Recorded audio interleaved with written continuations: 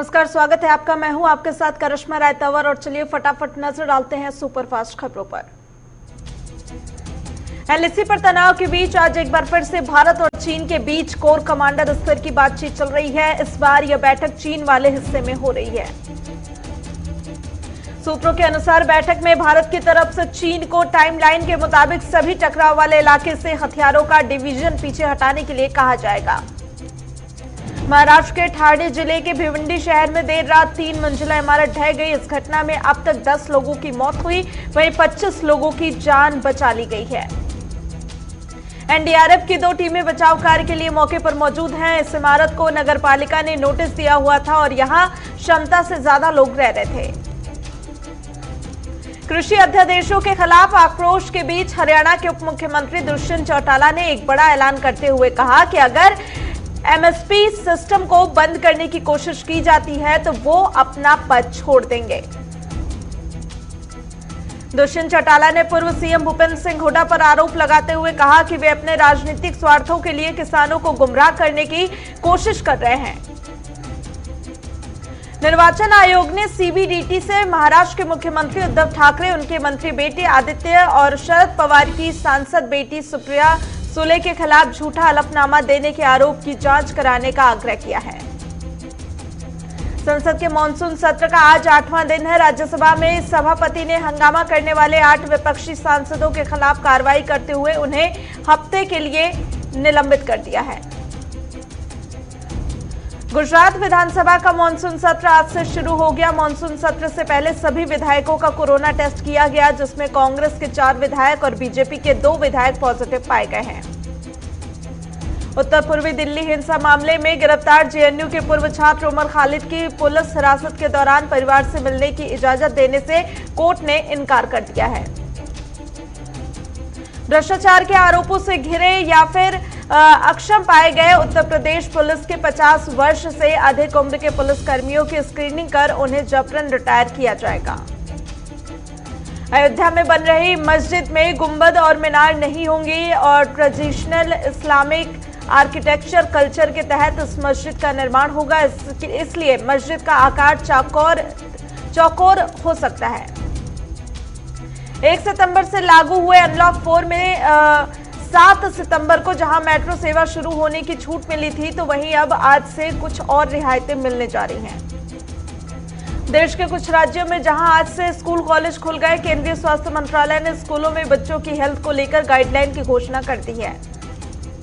उत्तर प्रदेश में आज से स्कूल कॉलेज नहीं खोले जाएंगे। राज्य सरकार के मुताबिक फिलहाल प्रदेश में ऐसे हालात नहीं है कि स्कूल और कॉलेज खोलने की अनुमति दी जाए। इंडियन रेलवे ने आज से कुछ खास रूट्स पर 20 जोड़ी क्लोन ट्रेनों की शुरुआत कर दी है। क्लोन ट्रेनें यूपी, बिहार, दिल्ली, पंजाब समेत कई राज्यों के बीच चलेंगी।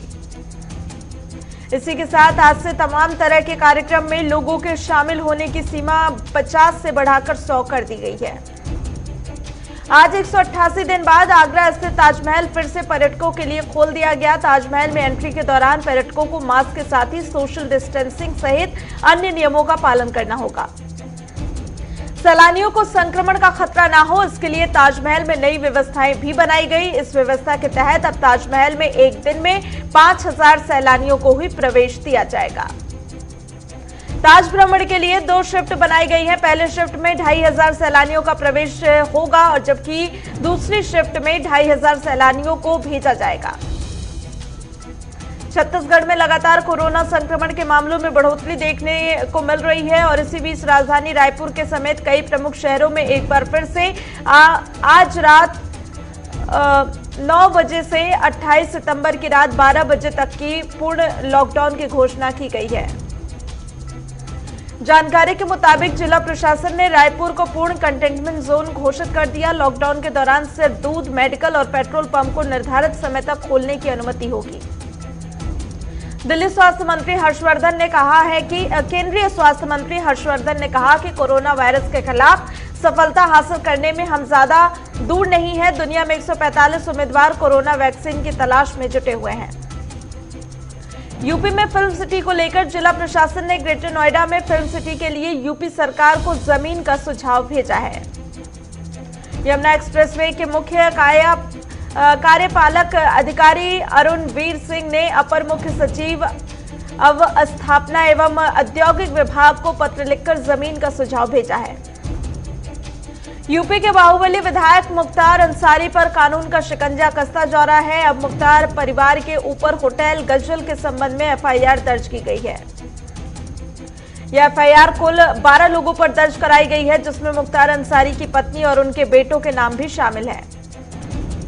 माफिया अतीक अहमद के एक और करीबी के घर की जमींदोज कर दिया गया है। अतीक गैंग से जुड़ी यह 10वीं संपत्ति है जो जमींदोज की गई है। देश के ज्यादातर हिस्सों में डॉक्टरों की कमी को दूर करने के लिए अब एमबीबीएस करने के बाद पोस्ट ग्रेजुएशन करने वाले सभी छात्रों को पढ़ाई के साथ ही जिला अस्पताल में 3 महीने तक अपनी सेवा देना अनिवार्य होगा। 3 माह तक सेवा देने के बाद ही उन्हें अंतिम वर्ष की परीक्षा में बैठने के योग्य माना जाएगा। मेडिकल काउंसिल ऑफ इंडिया के बोर्ड ऑफ गवर्नेंस ने स्वास्थ्य मंत्रालय को यह प्रस्ताव भेजा था। बीएचयू आईएमएम की टीम ने गंगा किनारे रहने वाले पर कोरोना के प्रभाव पर शोध किया और गंगा जल का नियमित इस्तेमाल करने वालों पर कोरोना संक्रमण का प्रभाव 10% है। टीम ने अपने शोध में दावा किया है कि नियमित गंगा स्नान और गंगा जल का किसी न किसी रूप में सेवन करने वालों पर 90% लोगों पर कोरोना संक्रमण का असर नहीं है। उमस और गर्मी से परेशान लोगों के लिए राहत की खबर है। मौसम विभाग के अनुसार दिल्ली एनसीआर में 23 और 24 सितंबर को झमाझम बारिश हो सकती है। वहीं जब तक पश्चिम विक्षोभ नहीं बनता है तब तक राजधानी में बारिश की संभावना नहीं है। इस माह के अंत तक राजधानी में सूरज के कड़े तेवर देखने को मिलेंगे। पुणे के ससून जनरल अस्पताल में कोरोना वैक्सीन के ह्यूमन ट्रायल का तीसरा फेज आज से शुरू हो गया है। वैक्सीन के ह्यूमन ट्रायल के दोनों चरणों के परीक्षण सफल रहे हैं। ट्रायल के लिए कुल 150 वॉलंटियर्स को शॉर्टलिस्ट किया गया था। इन वॉलंटियर्स को सीरम इंस्टीट्यूट ऑफ इंडिया की ओर से लाए गए ऑक्सफोर्ड यूनिवर्सिटी ऑफ एस्ट्राजेनेका की कोविड वैक्सीन लगाई जाएगी। केंद्रीय स्वास्थ्य मंत्रालय के अनुसार भारत में पिछले 24 घंटे में कोरोना के 86,961 नए मामले सामने आए, जबकि 1130 मरीजों की मौत हुई है। राजधानी दिल्ली में पिछले 24 घंटे में कोरोना संक्रमण के 3812 नए मामले सामने आए, जबकि 37 और मरीजों की मौत हुई है। दिल्ली में कोरोना वायरस संक्रमित की कुल संख्या 2,46,711 हो गई, जबकि मरने वालों का आंकड़ा 4,982 पहुंच गया है। देश का महाराष्ट्र राज्य कोरोना से सर्वाधिक प्रभावित है। महाराष्ट्र में रविवार को 20,598 नए मरीजों की पुष्टि के साथ ही प्रदेश में संक्रमित मरीजों का आंकड़ा 1,28,642 पहुंचा है। मिर्जापुर में जीआरपी पुलिस को बड़ी कामयाबी मिली। पुलिस ने 25,000 के इनामी बदमाश को गिरफ्तार किया। कांग्रेस के पूर्व राष्ट्रीय सचिव शिवराज जीवन ने विवादित बयान दिया। उन्होंने कहा कि वाल्मीकि समाज की बहन बेटियों की तरफ देखने की कोशिश की तो आंख फोड़ दूंगा। कुशीनगर के तराई सुजान थाना परिसर में गौवंश को कुत्ते नोचकर खा रहे हैं, लेकिन पुलिस का इस तरफ कोई ध्यान नहीं है। बांदा में नहर में नहाने गई महिला की डूबकर मौत हो गई। सूचना पाकर मौके पर पहुंची पुलिस ने शव को पोस्टमार्टम के लिए भेज दिया। गुरुग्राम में 180 दिन बाद आज से स्कूल खुल गए हैं और इस दौरान कोविड-19 के नियमों का सख्ती से पालन किया जा रहा है। हरियाणा में विपक्ष के नेता भूपेंद्र सिंह हुड्डा ने स्वामी अग्निवेश जी को श्रद्धांजलि दी। हुड्डा ने कहा कि स्वामी अग्निवेश संघर्षों के लिए याद किए जाएंगे। बीजेपी सांसद रूपा गांगुली ने संसद परिसर में विरोध प्रदर्शन किया। उन्होंने कहा कि मुंबई फिल्म उद्योग लोगों को मारता है, उन्हें मादक पदार्थों की लत लगाता है। कटिहार में जन अधिकार पार्टी के राष्ट्रीय अध्यक्ष के आह्वान पर पीएम मोदी का पुतला फूंका गया और केंद्र सरकार के खिलाफ जमकर नारेबाजी की गई। अररिया में दलपति ग्राम रक्षा दल महासंघ की ओर से 11 सूत्रीय मांगों के समर्थन में बैठक की गई। बैठक में कई मुद्दों पर चर्चा की गई। उत्तराखंड की राज्यपाल बेबी रानी मौर्य बद्रीनाथ पहुंची। इस दौरान उन्होंने भगवान बद्रीनाथ की पूजा अर्चना की। गुरुग्राम में 38 गांव की पंचायतों को नगर निगम में शामिल करने के प्रस्ताव के खिलाफ विरोध शुरू हो गया है। ग्रामीणों का कहना है कि निगम पंचायत का पैसा हड़पना चाहता है। गोकाक में नगर परिषद के कर्मचारियों को आशियाने मिल गए हैं। सरकार ने योजना के तहत हाउसिंग कॉम्प्लेक्स बनाए हैं। कर्मचारी कई सालों से हाउसिंग कॉम्प्लेक्स की मांग कर रहे थे। औरैया में जिला मजिस्ट्रेट ने अभियुक्त संतोष पाठक की अवैध संपत्ति को कुर्क करने के आदेश दिए हैं। जांजगीर चंपा में पढ़ाई के लिए जारी सरकार की गाइडलाइन से छात्र छात्राओं को परेशानी हो रही है। गौरेला में रिश्तों को शर्मसार करने वाली घटना सामने आई। यहां नाती ने पैसे के लिए नानी की गला दबाकर हत्या कर दी और शव को झाड़ियों में छिपाकर भाग गया। लखनऊ में उग्र प्रदर्शन में घायल हुए शख्स ने इलाज के दौरान दम तोड़ दिया। युवक की मौत के बाद परिजनों ने हाईवे जाम कर प्रदर्शन किया। मुख्तार अंसारी पर प्रशासन का शिकंजा कसता जा रहा है। मुख्तार अंसारी की पत्नी और बेटे के खिलाफ मुकदमा अब दर्ज हुआ है। अंबेडकर नगर में युवती का शव मिलने से इलाके में सनसनी फैल गई। मौके पर पहुंची पुलिस ने शव को कब्जे में लेकर पोस्टमार्टम के लिए भेज दिया है। अमेठी में अपर पुलिस अधीक्षक और थाना प्रभारी के गलत कामों से तंग आकर महिला दरोगा इस्तीफा देने को मजबूर हो गई है। पर्यटकों के लिए ताजमहल आज से खुल गया। पर्यटक ताजमहल का दीदार करने के लिए पहुंच रहे हैं। कर्नाटक के चिक्कोडी में पुलिस को बड़ी कामयाबी मिली। पुलिस ने 8 शातिर चोरों को गिरफ्तार किया है। बीजापुर में एक व्यक्ति ने फंदे से लटककर खुदकुशी कर ली। बताया जा रहा है कि व्यक्ति ने कर्ज चुकता नहीं करने के कारण तनाव में आकर आत्महत्या की है। जालंधर में किसानों ने सरकार के खिलाफ मोर्चा खोल दिया। किसानों ने पीएम मोदी का पुतला जलाकर अपना रोष प्रकट किया है। पूर्णिया के अस्पताल में कोरोना की जांच कराने आए लोग कोविड के नियमों की धज्जियां उड़ा रहे हैं। अस्पताल की ओर से कोई भी पुख्ता इंतजाम नहीं किए गए हैं। पटना में खुले नाले और गंदगी लोगों के लिए परेशानी का सबब बन गया है। गुस्साए लोगों ने समस्या का समाधान न होने पर चुनाव बहिष्कार करने का ऐलान किया है। उत्तराखंड में रामनगर ब्राह्मण समाज के लोगों ने बैठक की, जिसमें प्रदेश के महामंत्री के पद पर रिकू चौबे को नियुक्त किया गया। लखीसराय में पुलिस को बड़ी सफलता हासिल हुई है। पुलिस ने 2 अपराधियों को गिरफ्तार किया। अपराधियों के पास से देसी कट्टा और 6 जिंदा कारतूस बरामद हुए हैं। पश्चिमी चंपारण में ट्रैक्टर और बाइक की भिड़ंत हो गई। हादसे में 2 लोग गंभीर रूप से घायल हैं, जिन्हें इलाज के लिए अस्पताल में भर्ती कराया गया। अररिया में शिक्षा सेवकों ने सरकार के खिलाफ विरोध प्रदर्शन कर जमकर नारेबाजी की और इस दौरान प्रदर्शनकारियों ने सीएम और डिप्टी सीएम का अर्थी जुलूस निकालकर उनका पुतला फूंका। लखनऊ में human welfare equal justice trust ने एसडीएम के खिलाफ जोरदार प्रदर्शन किया और इस दौरान प्रदर्शनकारियों की पुलिस से झड़प हो गई। बॉम्बे स्टॉक एक्सचेंज का सेंसेक्स 33 अंकों की गिरावट के साथ ही 38,812 पर खुला, जबकि नेशनल स्टॉक एक्सचेंज का निफ्टी 1 अंक की गिरावट के साथ 11,503 पर खुला। पेट्रोलियम कंपनियों ने लगातार 5वें दिन डीजल की कीमतों में कटौती की है। डीजल 15 पैसे प्रति लीटर सस्ता हुआ, जबकि पेट्रोल की कीमत में कोई बदलाव नहीं किया गया। केंद्र सरकार ने विदेश पैसे भेजने पर टैक्स कलेक्टेड 8 सोर्स वसूलने का प्रावधान कर दिया है। ये नियम 1 अक्टूबर से लागू हो जाएंगे। हांगकांग ने एयर इंडिया की उड़ानों की अस्थायी तौर पे 3 अक्टूबर तक के लिए रद्द कर दिया है। टाटा समूह को डीजीसीआई से देश के पहले क्रिस्पर कोविड-19 परीक्षण का कमर्शियल रूप से शुरू करने की मंजूरी मिल गई है। पेटीएम ने गूगल पर भेदभावपूर्ण नीतियां मानने के लिए मजबूर करने का आरोप लगाया। साथ ही कहा कि गूगल पे खुद क्रिकेट पे आधारित रन बनाकर पैसे कमाने की पेशकश कर रही है। अप्रैल-जून तिमाही में पब्लिक सेक्टर बैंकों में 19,964 करोड़ रुपए की धोखाधड़ी के 2,877 मामले सामने आए। बैंक ऑफ इंडिया 8,000 करोड़ रुपए की राशि जुटाने की योजना बना रही है। बैंक के शेयरधारकों ने फंड जुटाने की इस योजना को मंजूरी दे दी है।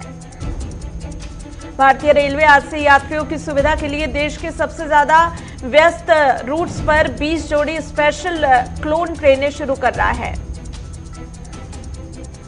जुलाई में रिकॉर्ड 8.45 लाख नए अंशधारक जोड़े। कर्मचारी भविष्य निधि संगठन से जुलाई में जुड़ने वाले अंशधारकों की संख्या बढ़ गई है। दुनिया में कोरोना संक्रमित का आंकड़ा 3.1 करोड़ पार कर गया है, जबकि मृतकों की संख्या 9.62 लाख से अधिक हो गई है। ब्रिटेन के बाद अब फ्रांस में कोरोना का दूसरा प्रचंड रूप देखने को मिल रहा है। फ्रांस में कोरोना के 13,500 से ज्यादा नए मामले सामने आए। कोरोना महामारी प्रतिबंधों के खिलाफ लंदन में जमकर विरोध प्रदर्शन हुआ। कई स्थानों पर हिंसा की घटनाएं भी हुई और इस दौरान 32 से अधिक लोगों को गिरफ्तार किया गया है। एशिया प्रांत क्षेत्र में अमेरिका और चीन के बाद अब रूस ने भी अपनी सैन्य गतिविधियां बढ़ा दी हैं। रूसी सेना का अभ्यास इस क्षेत्र में तनाव को बढ़ाएगा। यूरोपीय देश बेलारूस की राजधानी मिन्स्क में राष्ट्रपति अलेक्जेंडर के इस्तीफे की मांग को लेकर महिलाएं सड़कों पर उतरी हैं। व्हाइट हाउस को जहर रिसिन वाला लिफाफा भेजने के शक में न्यूयॉर्क कनाडा सीमा से एक महिला को गिरफ्तार किया गया है। पाकिस्तानी शिक्षा कार्यकर्ता मलाला यूसुफजई ने वैश्विक महामारी कोरोना के बीच कहा है कि इस संकट के खत्म होने के बाद भी दुनिया भर में तकरीबन 2 करोड़ लड़कियां कभी भी स्कूल नहीं लौट पाएंगी। अमेरिका में वैश्विक महामारी में जरूरतमंद लोगों को किराने का सामान और खाना उपलब्ध कराने के लिए भारतीय अमेरिकी समुदाय की एक पहल ने 15,000 से अधिक परिवारों की मदद की है। पाकिस्तान के अशांत प्रांत बलूचिस्तान में सुरक्षा बलों ने एक खुफिया सूचना पर कार्रवाई करते हुए 4 आतंकियों को मार गिराया। चीन ने पड़ोसी नेपाल की जमीन पर कब्जा कर उस पर अवैध रूप से 9 बिल्डिंग खड़ी कर दी है। मामला प्रकाश में आने के बाद अब नेपाल ने चीन का विरोध शुरू कर दिया है। अनुराग कश्यप पर यौन उत्पीड़न का आरोप लगाने वाली एक्ट्रेस पायल घोष उनके खिलाफ पुलिस स्टेशन में एफआईआर दर्ज कराएंगी। अनुराग कश्यप पर यौन उत्पीड़न के आरोप लगाए जाने के बाद उनकी एक्स वाइफ आरती बजाज की प्रतिक्रिया सामने आई। उन्होंने घोष के आरोप को घटिया हथकंडा करार दिया। एक्ट्रेस तापसी पन्नू ने अनुराग कश्यप का समर्थन किया। तापसी ने अनुराग के साथ फोटो शेयर कहा कि तुम्हारी बनाई दुनिया में औरतें कितनी पावरफुल और सार्थक होती हैं। रणवीर सिंह एक बार फिर से रोहित शेट्टी के साथ काम करने जा रहे हैं। यह प्रोजेक्ट एक कॉमेडी फिल्म का है। बिग बॉस 14 का नया प्रोमो वीडियो सामने आ गया है, जिसमें शो के एक्स कंटेस्टेंट सिद्धार्थ शुक्ला, हिना खान और गौहर खान नजर आ रही हैं। आईपीएल के दूसरे मुकाबले में दिल्ली कैपिटल ने किंग्स 11 पंजाब को सुपर ओवर से हरा दिया। दिल्ली की तरफ से स्टोइनिस ने शानदार पारी खेली। 21 गेंदों पर 53 रनों की पारी खेलकर Stoinis man of the match चुने गए। किंग्स 11 पंजाब के कप्तान केएल राहुल सुपर ओवर में मिली हार से काफी निराश है। राहुल ने कहा कि हमने मैच में कई गलतियां की और इस मैच से कई चीजें सीखी हैं। मैच के दौरान स्पिनर रविचंद्रन अश्विन अपने पहले ओवर की आखिरी गेंद पर चोटिल हो गए। वहीं मैच से पहले दिल्ली के तेज गेंदबाज ईशांत शर्मा भी चोटिल हुए। आईपीएल में आज सनराइजर्स हैदराबाद और रॉयल चैलेंजर्स बेंगलुरु के बीच टक्कर होगी।